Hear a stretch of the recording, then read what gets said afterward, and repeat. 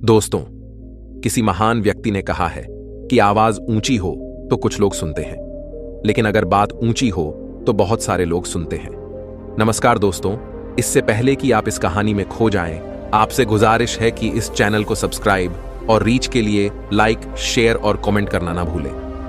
दोस्तों, जब हम ये सोचते हैं कि जो हुआ वो अच्छा नहीं हुआ, ऐसा नहीं होना चाहिए था, यदि मैं कोई तरकीब या कोई उपाय अपना लेता तो ऐसा नहीं होता, यदि मैंने किसी से सलाह ही ले ली होती या फिर खुद की सूझबूझ का इस्तेमाल किया होता तो आज मुझे ये परेशानियां नहीं उठानी होती, मैं आज इस तरह से तकलीफों में नहीं रहता। इस प्रकार हम खुद को कोसने लगते हैं, खुद को दुखी करने लगते हैं। मैं आपको बता दूं कि इस तरह का पश्चाताप करने से आपको कोई लाभ नहीं होने वाला। आप चाहे कितने भी हाथ पैर मार लें, चाहे आप लाखों कोशिशें कर लें, लेकिन आप अपने अतीत को बदल नहीं सकते, क्योंकि इस तरह के विचार केवल चिंता पैदा करते हैं। लेकिन यही चिंता अर्थात यही पश्चाताप हमारे लिए बहुत लाभदायक भी साबित हो सकता है। अब आप में से कई लोग ये सोच रहे होंगे कि भला जो बीत गया, यदि हम उस पर सोच विचार कर रहे हैं तो ये हमारे लिए कैसे लाभदायक हो सकता है। हम तो पहले ही मुसीबत में हैं, हम तो पहले से ही तकलीफ में हैं, तो ऐसे में ये हमारे लिए कैसे फायदेमंद हो सकता है। दोस्तों, अगर आप उन गलतियों से सीखकर खुद को बदलने का प्रयास करें तो आप अपना आने वाला भविष्य खुद ही बदल सकते हैं, उसे संभाल सकते हैं। अगर अतीत की गलतियों से सीख लेकर खुद को बदलने का प्रयास किया जाए तो सही मायने में वही पश्चाताप कम होता है। आज की जो बौद्ध कहानी मैं आपको सुनाने जा रहा हूं, इस कहानी के माध्यम से मैं आपको कुछ ऐसे तरीके बताने वाला हूं जिन तरीकों को अपनाकर आप अपने जीवन में इस प्रकार के पश्चाताप से बच सकते हैं। आप अपनी अतीत की गलतियों को भुलाकर अपने आप को एक नया इंसान बन सकते हैं। जो लोग खुद पर संदेह करते हैं, जो अपने ही विचारों में उलझे रहते हैं, जिन्हें उनकी अतीत की गलतियां परेशान करती रहती हैं, उनके लिए ये एक वरदान साबित हो सकता है। एक समय की बात है, एक नगर में एक युवक रहता था जो अपने कर्मों से बहुत परेशान था। उसने 30 साल बहुत मेहनत की, लेकिन उसके बाद भी उसे अपने कर्मों का फल नहीं मिला, जिस कारण वह अंदर से बहुत निराश हो चुका था। वह अंदर से पूरी तरह से टूट चुका था, जिस कारण उसने संन्यास ग्रहण कर लिया। उसने सोचा कि मैं अपने संसारी जीवन में तो कुछ ना कर सका, लेकिन मैं अपने सन्यासी जीवन में अवश्य कुछ ना कुछ प्राप्त करके ही रहूंगा। मैं सत्य की खोज किसी भी कीमत पर करके ही रहूंगा। देखते ही देखते करीब 5 वर्ष बीत गए, लेकिन अब तक उसका अपने मन पर कोई नियंत्रण नहीं था। जब भी वह भिक्षा मांगने किसी नगर में जाता और वहां पर यदि उसकी नजर किसी सुंदर स्त्री पर जाती तो उसके मन में कामुक विचार उठने लगते थे, और जब भी वह शांत होता और अकेले कहीं पर बैठता तो उसे खुद पर क्रोध आता, उसे खुद पर पश्चाताप होता, और तब वह यह सोचता कि आखिर मैं सन्यासी क्यों बन गया। जब मैं अपने मन पर नियंत्रण ही नहीं पा सकता तो मेरे इस सन्यासी जीवन का क्या फायदा। इससे तो अच्छा होता कि मैं किसी अच्छी और सुंदर स्त्री से विवाह कर लेता, पैसे कमाता और अपना घर परिवार संभालता। हो सकता था कि मेरे अपने बच्चे भी होते, लेकिन मैं भी कितना बेवकूफ हूं। मैंने अपने सारे सुख त्याग दिए और ना जाने क्यों मैं इन जंगलों में आ गया, ना जाने क्यों मैंने संन्यास ग्रहण कर लिया। इसी प्रकार के कई सारे विचार उसके मन में उठने लगे थे, और इन्हीं विचारों के कारण उसके मन में नकारात्मकता पैदा होने लगी थी, जिस कारण वह छोटी छोटी बातों पर क्रोधित हो जाता। वह अपने आप को कोसने लगता। जब भी वह किसी सफल सन्यासी को देखता तो उसके मन में जलन पैदा होने लगती, और वह उन्हें नीचा दिखाने के लिए हर मुमकिन प्रयास भी करता। इसी प्रकार के कई तरह तरह के विचार उसे परेशान करने लगे थे, और अब वह और भी ज्यादा चिंतित रहने लगा था। उसने खाना पीना पूरी तरह से त्याग दिया था। एक दिन रात्रि के वक्त वह आश्रम के बाहर बैठकर रो रहा था, और रोते रोते उसने यह तय किया कि वह अपना जीवन समाप्त कर देगा। यह सोचकर वह आश्रम से निकल गया और एक पर्वत की चोट पर चला गया। रोते रोते वह यह सोच रहा था कि मैं चाहकर भी अब अपनी पुरानी जिंदगी में वापस नहीं लौट सकता, क्योंकि मैंने सबके सामने संन्यास ग्रहण किया है, और एक बार संन्यास ग्रहण करने के बाद इंसान का घर परिवार सब कुछ छूट जाता है। ऐसा सोचता हुआ वह उस पर्वत से नीचे की ओर देख रहा था। उसकी आंखों से आंसू बह रहे थे, लेकिन अब भी उसके मन में तरह तरह के विचार उत्पन्न हो रहे थे। वह अब भी यही सोच रहा था कि यदि मैंने अपने जीवन में सही निर्णय लिए होते तो आज मुझे यह दिन ना देखना होता। रोते हुए अपने कदम आगे बढ़ाने ही वाला था कि तभी उसे एक आवाज सुनाई दी। कोई उसे चिल्लाकर यह कह रहा था, भंते रुक जाओ, जहां छोड़कर जा रहे हो वापस वहीं से शुरुआत करनी होगी, इसलिए एक बार फिर सोच लो। यह आवाज सुनकर वह सन्यासी रुक गया।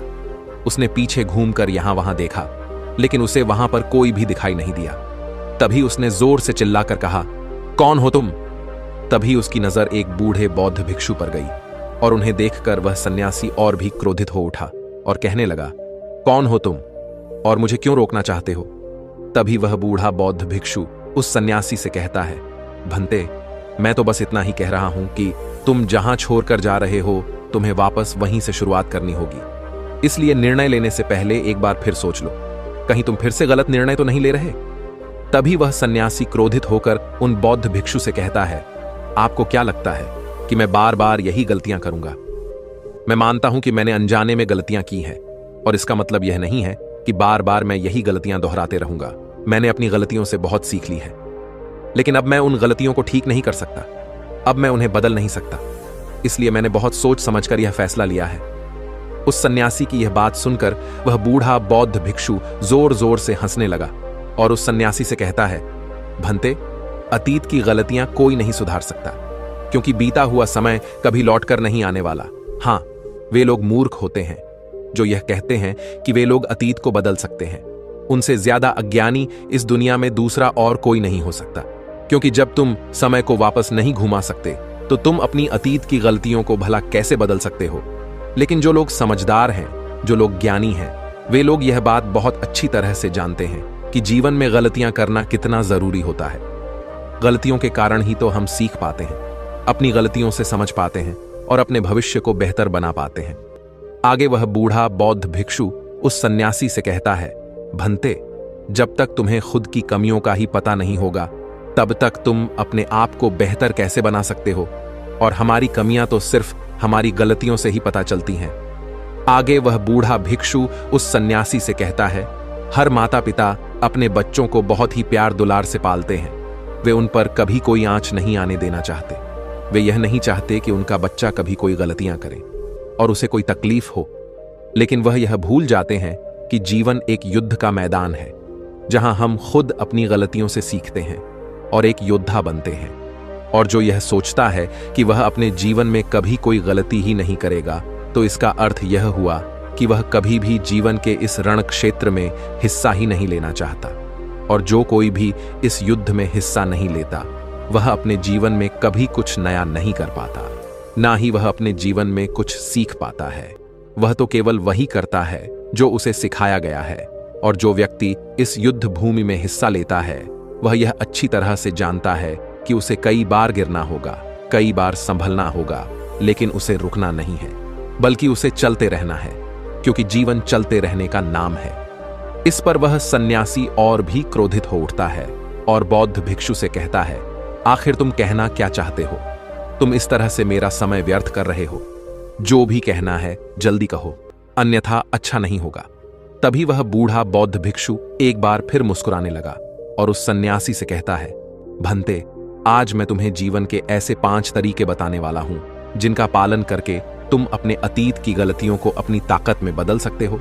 आगे वह बौद्ध भिक्षु उस सन्यासी से पूछते हैं, भंते, क्या तुम जानना चाहोगे कि वह 5 तरीके कौन से हैं? यदि तुम जानना चाहते हो तो इसके लिए तुम्हें भी मुझे एक वचन देना होगा। तभी वह सन्यासी कहता है, कैसा वचन? वह बूढ़ा बौद्ध भिक्षु बहुत ही प्रेम से उस सन्यासी से कहता है, बस इतना ही कि तुम अपने मन से आत्महत्या का ख्याल निकाल दोगे। सिर्फ तभी मैं तुम्हें यह 5 बातें बताऊंगा, अन्यथा तुम अपने फैसले पर अटल रह सकते हो। लेकिन याद रखना कि जो गलतियां तुमने पहले दोहराई हैं, हो सकता है कि इस बार भी तुम वही गलती कर रहे हो। इतना कहकर वह बूढ़ा बौद्ध भिक्षु शांत हो गया और वह सन्यासी कुछ देर के लिए सोच विचार में पड़ गया। वह यह नहीं समझ रहा था कि वह क्या करे। यदि वह आत्महत्या करता है तो उसे वह 5 बातें नहीं पता चल पाएंगी, और यदि वह 5 बातें जानने के लिए जाता है तो उसे आत्महत्या का ख्याल मन से निकालना होगा। वह सन्यासी असमंजस में था, लेकिन काफी देर सोच विचार करने के बाद आखिरकार उसने उस बूढ़े बौद्ध भिक्षु की बात मान ली और वह उन बूढ़े बौद्ध भिक्षु के पास पहुंचा और कहने लगा, कहिए, आप क्या कहना चाहते हैं? तभी वह बूढ़ा बौद्ध भिक्षु उस सन्यासी से पहली बात बताते हुए कहता है, भंते, सबसे पहले तो तुम यह जान लो कि अतीत में जो भी तुमसे गलतियां हुई हैं वह किसकी कारण हुई है, उसके पीछे का क्या कारण था। तुम्हें सबसे पहले उन कारणों को पहचानना होगा। वह कारण या तो कोई मजबूरी हो सकते हैं या कोई इंसान हो सकता है जिसके कारण तुमने वह सारी गलतियां की, या फिर हो सकता है कि तुमने वह गलतियां केवल अपने स्वार्थ के लिए की हो। तुम्हें उन कारणों को पहचानना होगा। यदि तुम्हें किसी से धोखा मिला था तो क्यों मिला था? क्या तुमने कभी इसके ऊपर विचार किया है? क्योंकि शायद तुमने उस पर हद से ज्यादा विश्वास किया होगा। एक बार यदि तुमने उस कारण को समझ लिया और उसे जान लिया तो तुम यह समझ पाओगे कि तुमने कहां कमी रह गई, तुमने कहां पर गलती की। और एक बार यदि तुम अपनी गलती को समझ जाओगे तो तुम उसे सुधार भी सकते हो, ताकि वैसी गलती भविष्य में तुमसे दोबारा ना घटे। आगे वह बूढ़ा बौद्ध भिक्षु उस सन्यासी से कहता है, गलतियां हमें दुख नहीं देती। दुख हमें तब होता है जब हम अपनी गलतियों को बार बार दोहराते हैं, जब हमें इस बात का एहसास होता है कि शायद हम अपनी गलती को अब सुधार नहीं सकते, और शायद हमारे भीतर अब उतना आत्मबल नहीं बचा कि हम उन गलतियों से सीखकर उन्हें सुधार सकें। जब हमें खुद पर संदेह होने लगता है, खुद पर संशय होने लगता है, तब हमें दुख होता है। किंतु एक बार, केवल एक बार यदि तुम यह समझ जाओ कि गलती करके जब हम उससे सीख लेते हैं और उस गलती को सुधारने का हर मुमकिन प्रयास करते हैं, तो हमारे भीतर एक विश्वास जाग उठता है और फिर हमें कभी कोई दुख नहीं परेशान करता। इसीलिए हमें किसी भी गलती के पीछे का कारण जानना बहुत आवश्यक होता है, और इसके लिए तुम चाहो तो खाली बैठकर चिंतन कर सकते हो। यह इतना मुश्किल भी नहीं है। एक बार अगर उस गलती के पीछे की वजह तुम्हें समझ में आ जाए, तब दूसरा तरीका काम आता है। जब हम गलती के पीछे की वजह को जान जाते हैं, उसे समझ जाते हैं, तो उसके बाद हमें खुद से एक सवाल करना चाहिए, और वह सवाल यह है कि गलती करने से पहले हम कैसे इंसान थे, और यह गलती करने के बाद हमारे अंदर क्या परिवर्तन हुआ है। क्या हमने अपनी गलती से कोई सीख ली है या नहीं, और यदि सीख ली तो फिर हमने अपने बारे में क्या क्या जाना। आगे वह बूढ़ा बौद्ध भिक्षु उस सन्यासी से कहता है, भंते, यदि तुम इस प्रकार खुद से सवाल करोगे तो तुम पाओगे कि तुम्हारे जीवन में कुछ नए अनुभव जुड़ गए हैं, और यह अनुभव तुम्हें आगे ले जाएंगे, क्योंकि यह जीवन में आगे बढ़ने के लिए तुम्हारी बहुत मदद करेंगे। तुमने देखा होगा कि जब किसी को जीवन में धोखा मिलता है तो अधिकांश लोग केवल यह सोचते हैं कि आखिर इसमें हमारी क्या गलती थी, लेकिन वह इस वास्तविकता को नहीं देख पाते कि आज तुम्हें धोखा मिला है तो क्यों मिला है। क्योंकि आप एक संवेदनशील इंसान हैं, और जब आप ज्यादा संवेदनशील हो जाते हैं तो ऐसी स्थिति में आपकी संवेदनशीलता ही आपके धोखे का कारण बनती है, और यही आपकी गलती है। और जब आपको अपनी गलती के बारे में पता चल गया तो आपने यह भी सीख लिया कि आपकी गलती थी। अगर तुम एक बार अपने बारे में निरीक्षण करना शुरू करोगे तो अपने बारे में तुम्हें बहुत सी अद्भुत बातें पता चलेंगी, और तब तुम खुद ही आश्चर्यचकित हो जाओगी, क्योंकि तुम खुद के बारे में और अधिक जानने लगोगे। इसलिए खुद का निरीक्षण करना अति आवश्यक है। आगे वह बूढ़ा बौद्ध भिक्षु उस सन्यासी से तीसरी आदत बताते हुए कहता है, तीसरे तरीके में हम खुद से संकल्प करते हैं। हम यह दृढ़ संकल्प बना लेते हैं कि हम भविष्य में दोबारा यह गलती नहीं दोहराने वाले। हाँ, हमसे कुछ नई गलतियां आवश्यक होंगी, लेकिन यह गलतियां हम जीवन में कभी नहीं दोहराएंगे। आगे वह बूढ़ा भिक्षु सन्यासी से कहता है, भनते, इस संसार में 3 प्रकार के लोग होते हैं। एक वह जो दूसरों की गलतियों से सीखते हैं, दूसरे वह जो खुद की गलतियों से सीखते हैं, और तीसरे वह जो गलतियां करते ही रहते हैं लेकिन कभी अपनी गलतियों से सीख नहीं पाते। तुमने भिन्न भिन्न प्रकार की नदियों को तो देखा ही होगा। नदियों का अर्थ तभी निकलता है जब वह अलग अलग जगह से होकर गुजरा हो। अगर वही नदी एक जगह पर ठहर जाए तो क्या वह नदी कहलाएगी? इसी प्रकार एक इंसान का जीवन भी नई नई गलतियां करने के लिए बना है। इसीलिए एक बार जो तुमने गलती कर दी उसके लिए दृढ़ संकल्पित हो जाओ कि तुम जीवन में वह गलतियां कभी नहीं दोहराओगे। हाँ, हो सकता है कि तुमसे कोई नई गलतियां हो, लेकिन यदि तुम बार बार वही गलतियां दोहराते हो तो तुम मूर्ख हो। ऐसी अवस्था में तुम में और किसी जानवर में कोई फर्क नहीं रह जाएगा। आगे वह भिक्षु उस सन्यासी को चौथा तरीका बताते हुए कहते हैं, भंते, कई बार तो हमें पहले से ही अपनी गलतियों के होने का एहसास हो जाता है। गलतियां होने से पहले ही हमें उसका आभास हो जाता है कि हमसे गलतियां होने वाली हैं। इसलिए अगर गलती होने से पहले आपको एहसास हो रहा है तो आप बहुत खुशकिस्मत हैं, और आप उस गलती को होने से रोक सकते हैं। आपने कभी ना कभी इन संकेतों को महसूस किया होगा, क्योंकि यह ब्रह्मांड हमें संकेत देता है, लेकिन फिर भी हम में से अधिकांश लोग इन बातों को नजरअंदाज कर देते हैं, जिसका परिणाम हमें बाद में भविष्य में भोगना होता है। लेकिन जैसे जैसे आप अपने इन अतीत की गलतियों से सीखने लगते हैं तो आपका अनुभव बढ़ने लगता है, जीवन के बारे में समझ पैदा होने लगती है, और जब हमारी समझ बढ़ने लगती है तो गलतियों को होने से रोका भी जा सकता है। इसलिए बुद्धिमानी का इस्तेमाल करें, चिंतन करिए कि आप जो भी काम करने जा रहे हैं आखिर उसका परिणाम क्या हो सकता है, कहीं वह काम कोई गलती तो नहीं कहलाएगा। इसी तरह से एक मनुष्य जीवन के परिपक्व में बांटा जाता है और इसी से आपका विकास होता है, और हम सभी को इस राह से होकर गुजरना ही होता है, अन्यथा हमारा जीवन वहीं पर ठहर जाएगा, हम कभी भी आगे नहीं बढ़ पाएंगे। यदि आप अपने जीवन में आगे बढ़ना चाहते हैं, किसी लक्ष्य को प्राप्त करना चाहते हैं, तो आपको इस कार्य प्रणाली को अपनाना ही होगा, इसे समझना ही होगा। आगे वह बूढ़ा बौद्ध भिक्षु उस सन्यासी को आखिरी आदत बताते हुए कहते हैं, भंते, आखिरी और सबसे महत्वपूर्ण सीख है, अगर तुम अपने अनुभव से एक इंसान बन चुके हो तो अब तुम दूसरों के लिए मार्गदर्शन का काम कर सकते हो। तुम दूसरों की राह में दीपक बनकर उन्हें रोशनी दिखा सकते हो, उन्हें उनकी राह पर आगे बढ़ा सकते हो, क्योंकि हम वैसे ही बन जाते हैं जैसा कि हम सोचते हैं। और जब आप खुद को बेहतर बनाने का प्रयास करेंगे तो आप देखते ही देखते बेहतर बनते चले जाएंगे, और यह प्रकृति भी आपका साथ देगी, आपकी सहायता करेगी। ब्रह्मांड आपको खुद ब खुद रास्ता दिखाएगा और आप तब मानव जाति का कल्याण करने के कार्य में लग जाते हैं। तब वह शास्त्रों में सबसे सर्वश्रेष्ठ कार्य माना जाता है। इससे श्रेष्ठ कार्य तो और कोई हो ही नहीं सकता जो व्यक्ति समस्त जीव जंतुओं और मानव जाति के कल्याण के बारे में सोचता है। ऐसे लोग परमात्मा के हो जाते हैं। ऐसे व्यक्तियों के मन में प्रेम, करुणा, दया जैसे अनेक भाव उत्पन्न होने लगते हैं, और परमात्मा करुणा और प्रेम का ही दूसरा नाम है। इतना कहकर वह बूढ़ा बौद्ध भिक्षु शांत हो गए, और उस सन्यासी को भी अपनी गलती का एहसास हो गया। अब उसकी आंखों में खुशी की आंसू थे। वह उन बौद्ध भिक्षु के चरणों में जा गिरा और उन बूढ़े बौद्ध भिक्षु से कहता है गुरुवर, ऐसा निर्मल और जीवन का सार्थक ज्ञान पाकर मैं धन्य हो गया।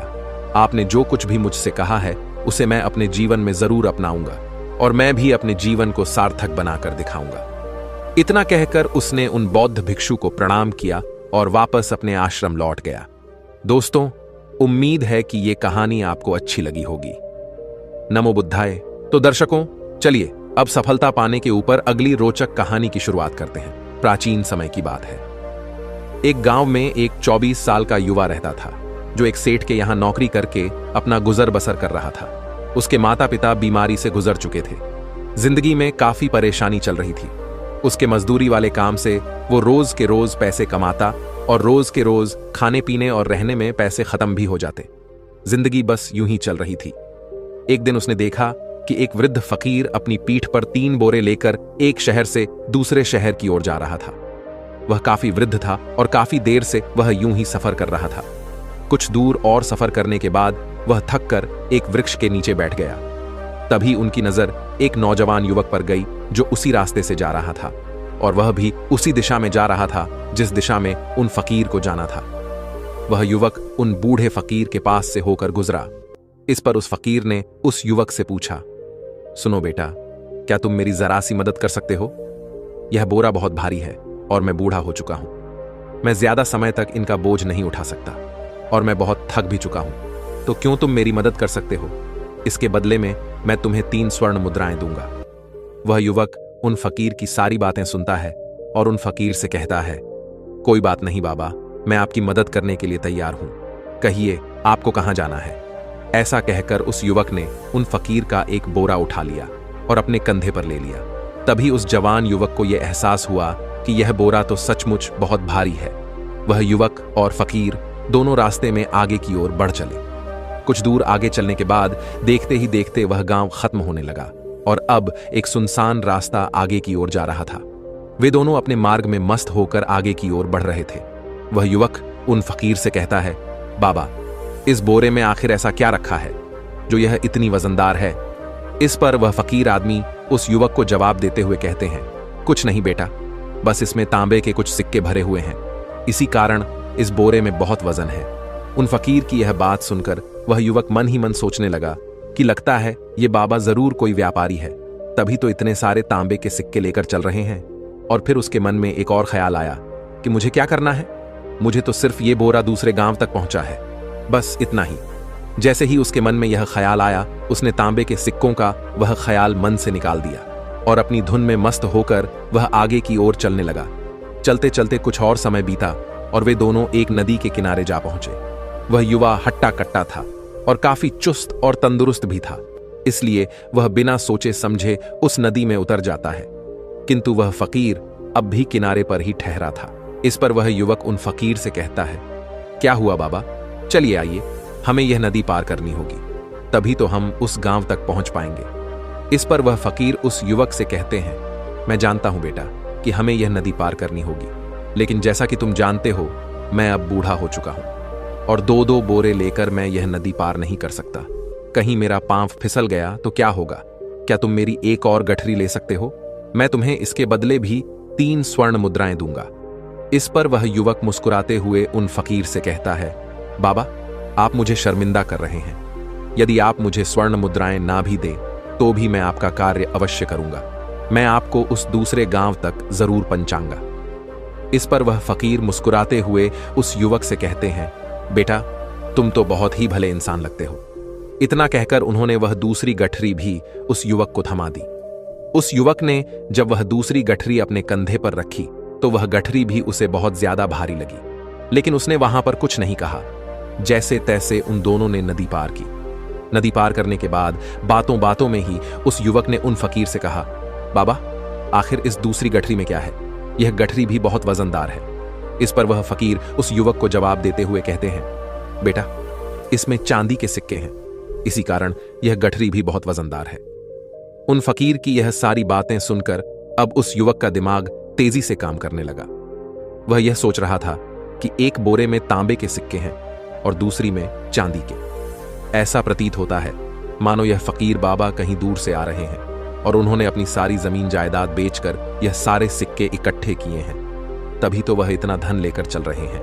लेकिन वह युवक उन फकीर से कुछ नहीं कहता और वे दोनों चुपचाप मार्ग में आगे की ओर बढ़ते चले जाते हैं। कुछ दूर आगे बढ़ने के बाद एक बार फिर एक सुनसान राह आती है।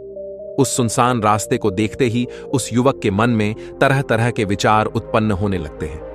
वह यह सोचने लगता है, अरे यह तो सुनसान जगह है, अगर मैं ये सिक्के लेकर यहां से भाग जाऊं तो यह फकीर कुछ नहीं कर पाएगा और यहां पर कोई है भी नहीं जो इनकी मदद कर पाए। और वैसे भी यह बहुत सारे सिक्के हैं, मैं इनसे एक अच्छी दुकान खरीद सकता हूं, अपना नया व्यापार शुरू कर सकता हूं। और वैसे भी यह बूढ़ा फकीर अब इन पैसों का क्या करेगा? इससे अच्छा तो मैं ही इन्हें रख लेता हूं। वह युवक यह सब सोच ही रहा था कि तभी अचानक उसे खुद पर आश्चर्य हुआ, अरे मैं ये क्या सोच रहा हूं? ये फकीर बाबा ना जाने कहां से आ रहे हैं और क्या बेच करके इन्होंने इतने सारे पैसे इकट्ठा किए होंगे। मुझे इनका फायदा नहीं उठाना चाहिए। नहीं नहीं, मुझे ऐसा नहीं करना चाहिए। उसने कुछ देर के लिए तो अपने मन के विचारों को काबू कर लिया, लेकिन कुछ देर बाद उसके मन के विचार उस पर देखते ही देखते हावी होने लगे। वह युवक 2 बोरे लेकर उन फकीर के पीछे पीछे चल रहा था और कुछ दूर आगे चलने के बाद एक पर्वत आई। इस पर वह फकीर बाबा उस युवक से कहते हैं, बेटा यह पर्वत मैं नहीं चढ़ पाऊंगा, मैं काफी बूढ़ा हो चुका हूं और मेरे घुटनों में भी दर्द रहता है। यदि तुम मेरी तीसरी गठरी भी ले लो तो मैं तुम्हें 3 और स्वर्ण मुद्राएं दूंगा, लेकिन याद रखना इसे कहीं गिराना मत, कहीं ये गठरियां खुल ना जाए। इस पर वह युवक उन फकीर से कहता है, क्यों बाबा, आखिर इसमें ऐसा क्या है? इस पर वह फकीर उस युवक से कहता है, बेटा इसमें स्वर्ण मुद्राएं हैं। यह सुनकर वह युवक मन ही मन बहुत प्रसन्न हुआ। उसने चुपचाप वह गठरी भी उन फकीर से ले ली और देखते ही देखते वे दोनों मार्ग में आगे की ओर बढ़ने लगे। अब वह फकीर बिना कोई वजन लिए हुए आराम से पर्वत पर चढ़ गया, किंतु वह नौजवान युवक जो पीछे था वह वजन के कारण बहुत धीरे धीरे चल पा रहा था। लेकिन जब से उसने सोने का नाम सुना था उसका मन तो छलांग मार रहा था। वह मन ही मन सोच रहा था, अगर मुझे यह सारा धन मिल जाए तो मेरा पूरा जीवन तो आराम से कट जाएगा। वैसे भी यह बाबा तो बूढ़े हो चुके हैं, भला इन्हें इतने पैसों की क्या जरूरत है? इनका जीवन तो वैसे भी कट चुका है। मैं एक काम करता हूं, ये सारे पैसे लेकर यहां से भाग जाता हूं। युवक के मन में अनगिनत विचार उठ रहे थे। उसका मन अब उसकी बुद्धि पर पूरी तरह से हावी हो चुका था और उस युवक का मन अपनी बात को सही साबित करने के लिए कुछ भी कह रहा था। और तभी उस युवक के मन में एक और विचार उत्पन्न हुआ और अब की बार वह युवक यह सोच रहा था कि लगता है यह फकीर बाबा कोई चोर है, वरना इनके पास इतनी सारे स्वर्ण मुद्राएं कहां से आएंगे। अगर यह कोई व्यापारी होते तो भला यह इस तरह से पैदल यात्रा तो नहीं करते, और अगर इनके पास इतने सारे पैसे थे तो यह कोई ना कोई साधन भी तो अवश्य कर सकते थे। लगता है यह कोई चोर है, और चोर से चोरी करने में भला क्या बुराई है। यह सोचता हुआ वो युवक अब उन फकीर से तेजी से आगे की ओर बढ़ रहा था और देखते देखते वो फकीर से आगे भी निकल चुका था। और वो यह सोच रहा था कि जैसे ही इस पर्वत की ढलान आएगी मैं तीनों गठरियां लेकर भाग जाऊंगा। इससे यह सारे पैसे मेरे हो जाएंगे और मेरी गरीबी भी हमेशा हमेशा के लिए दूर हो जाएगी। मैं जो चाहूंगा मैं वो कर पाऊंगा, मेरे पास बहुत सारा धन होगा। और देखते देखते वह दोनों पर्वत की चोटी पर पहुंच गए और अब ढलान का रास्ता शुरू होने वाला था। तभी वह युवक उन फकीर से नजरें बचाकर वह तीनों गठरियां लेकर भागता हुआ आगे बढ़ गया। अब उसे अपना शरीर बहुत हल्का महसूस हो रहा था, मानो उसे उन तीनों बोरों का वजन तक ना मालूम चल रहा हो। काफी दूर भागते भागते किसी तरह से वह अपने आप को बचते बचाते अपने घर पहुंचा। उसके खुशी का कोई ठिकाना नहीं था। उसने सोचा क्यों ना मैं जल्दी जल्दी इन गठरियां में से वह सारे पैसे निकाल लूं। यह सोचकर जब उसने गठरियां खोली तो पहली गठरी में उसे लोहे से जंग भरे हुए सिक्के मिले। यह देखकर उसे यकीन नहीं हुआ। उसने फटाफट दूसरी गठरी भी खोल दी, जिसमें भी उसे लोहे के जंग लगे हुए सिक्के ही मिले। यह सब देखकर वह युवक बहुत हैरान था। आखिर यह सब क्या हो रहा है? उन फकीर ने तो मुझसे कुछ और ही कहा था। अब उसने वह सोने वाली गठरी खोली और उसमें भी लोहे के जंग लगे हुए सिक्के ही निकले। यह देखकर वो युवक बहुत क्रोधित हुआ। उसने सोचा उन फकीर ने मुझसे झूठ क्यों कहा? उन्होंने मुझसे ऐसा क्यों कहा कि एक में तांबे के सिक्के हैं, एक में चांदी के और तीसरे में स्वर्ण मुद्राएं हैं। वह यह सब सोच ही रहा था कि तभी उसकी नजर उस थैले में रखी एक पत्र पर गई। उसने वह पत्र उठाया और उस पत्र में लिखा था, यह पूरा नाटक ईमानदार व्यक्ति की खोज करने के लिए रचा गया है और मैं इस राज्य का राजा हूं। मेरी कोई संतान नहीं और इसीलिए मैंने यह षड्यंत्र रचा है ताकि मैं अपने राज्य में किसी एक ऐसे ईमानदार व्यक्ति की खोज कर सकूं जो मेरे बाद इस राज्य का राजा बन सके और इस राज्य भार को संभाल सके, जो पूरी तरह से ईमानदार हो, जिसके मन में किसी प्रकार का कोई लालच ना हो। इतना पढ़ते ही वह युवक जोर जोर से चिल्लाने लगा। वह यह जानता था कि यदि वह अपने मन के विचारों पर काबू कर लेता तो उसका जीवन संवर सकता था, लेकिन वह अपने मन के विचारों पर काबू नहीं कर पाया। दोस्तों, महात्मा बुद्ध कहते हैं कि मन ही सब कुछ है। आप जो सोचते हैं वही बनते हैं, इसलिए आपका सबसे दिग्गज दुश्मन भी आपको उतना नुकसान नहीं पहुंचा सकता जितना कि आपके मन के यह अनियंत्रित विचार पहुंचा सकते हैं। महात्मा बुद्ध कहते हैं, अपने भीतर ध्यान से देखो। हमारे भीतर जो विचार चल रहे हैं वही विचार शब्द बनते हैं और शब्द कर्म के रूप में प्रकट होते हैं। बार बार दोहराने पर कर्म बर्ताव में बदलता है और धीरे धीरे समय के साथ बर्ताव चरित्र में परिवर्तित हो जाता है और यही चरित्र हमारे भाग्य का निर्माण भी करता है। इसलिए हमें हमेशा अपने विचारों के प्रति सजग होना बहुत आवश्यक है। हमें जागरूक होना बहुत आवश्यक है। हमें यह जानना जरूरी है कि हमारे मन में किस प्रकार के विचार आ रहे हैं। आगे महात्मा बुद्ध कहते हैं कि कमजोरी हमेशा छोटे विचार से शुरू होती है। यह एक बीज के रूप में होती है और यदि इस बीज को नष्ट ना किया जाए तो यह छोटा सा विचार बहुत जल्द ही एक विशाल वृक्ष का रूप ले लेता है और हमारी बुद्धि की सोचने और समझने की क्षमता को पूरी तरह से नष्ट कर देता है। जिस प्रकार आपने इस कहानी में देखा कि किस प्रकार उस युवक का मन उस पर हावी हो चुका था और उसकी सही और गलत सोचने की क्षमता पूरी तरह से नष्ट हो चुकी थी, जिस कारण वह यह समझ नहीं पाया कि उसे क्या करना चाहिए। और उसके लालच ने उसके भीतर इतनी ऊर्जा भर दी कि वह तीनों बोरे उठाकर इतनी तेजी से वहां से भागता आगे भी बढ़ गया। इसीलिए जब आपके मन में पहली बार कोई गलत विचार उत्पन्न हो तभी उसे खत्म कर देना चाहिए, अन्यथा वह विशाल वृक्ष का रूप लेगा और आपको किसी ना किसी गलत राह पर ढकेल ही देगा। आप चाहकर भी उसे रोक नहीं पाएंगे। लेकिन अब आपके मन में यह प्रश्न उठ रहा होगा कि हम भला अपने मन के विचारों को कैसे नियंत्रित करें? हमारा मन तो इतना चंचल है, वह इतना शक्तिशाली है कि वह हम पर हावी हो ही जाता है। हम चाहकर भी उस पर नियंत्रण नहीं कर पाते। इसके जवाब में महात्मा बुद्ध हमें 2 बातें समझाते हैं। पहली बात, मन के प्रति सजगता विकसित करो, जिससे आपका मन शांत होगा और आपके मन के भीतर बसी हुई वह नकारात्मक ऊर्जा, नकारात्मक विचार खत्म होने लगेंगे और आप शांति की ओर आगे बढ़ेंगे। और आपको इसके लिए बस इतना ही करना है कि इस पल में जो कुछ भी हो रहा है, आपकी आंखों के सामने, आपके भीतर जो कुछ भी जैसा भी चल रहा है, बस उसे देखते रहना है। अपने मन के अच्छे बुरे विचार, अपनी भावनाएं और अपनी यादों पर बिना प्रतिक्रिया दिए उन्हें केवल देखते रहना है, जिससे आपके मन के सारे विचार देखते ही देखते खत्म होने लगेंगे। आपका मन खाली होने लगेगा और आप नकारात्मक विचारों से बच सकते हैं और आप इन दुख और तकलीफों से भी दूर रह सकते हैं। इसीलिए महात्मा बुद्ध कहते हैं, जो स्वयं को देखता है वही सबसे दिग्गज तपस्वी है। अर्थात जो अपने मन में चल रहे उन विचारों को बिना प्रतिक्रिया दिए हुए केवल देखता है और उन पर कोई भी प्रतिक्रिया नहीं करता, बस उन्हें देखता और समझता है, वास्तविकता में वही मन पर नियंत्रण भी कर सकता है और वही अपना जीवन सुखी और खुशहाली तौर पर जी सकता है। इसलिए यदि आप भी अपने जीवन को सुखी और खुशहाल बनाना चाहते हैं, तो आपको सबसे पहले अपने मन पर नियंत्रण साधना ही होगा। अपने मन को खाली करना ही होगा। अपने मन के विचारों के प्रति आपको सजग होना ही होगा। दूसरी बात, सही इरादा विकसित करो। कई बार आपने देखा होगा कि आपके मन में कुछ और होता है, किंतु आप कहते कुछ और है, क्योंकि आपके मन के भीतर जो कुछ बसा है वही आपके मुख से बाहर भी निकल रहा है। लेकिन जब हमसे वह गलती हो जाती है, तो उसके बाद हमारा मस्तिष्क अच्छी तरह से काम करना शुरू कर देता है। हमारे सोचने और समझने की क्षमता एक बार फिर से जागृत हो जाती है और ऐसी अवस्था में हमें यह एहसास होता है कि हमसे गलती हो गई है और फिर हमारा मन दुखी हो जाता है। हमारा मन अफसोस से भर जाता है और इस भारीपन और दुख से बचने के लिए महात्मा बुद्ध हमें सही इरादा विकसित करने के लिए कहते हैं। इसके लिए जब भी आप कोई कार्य करने जा रहे हो, तो सबसे पहले आपको को यह खुद से पूछना चाहिए कि जो कुछ भी मैं करने जा रहा हूं, इसके पीछे मेरा इरादा क्या है।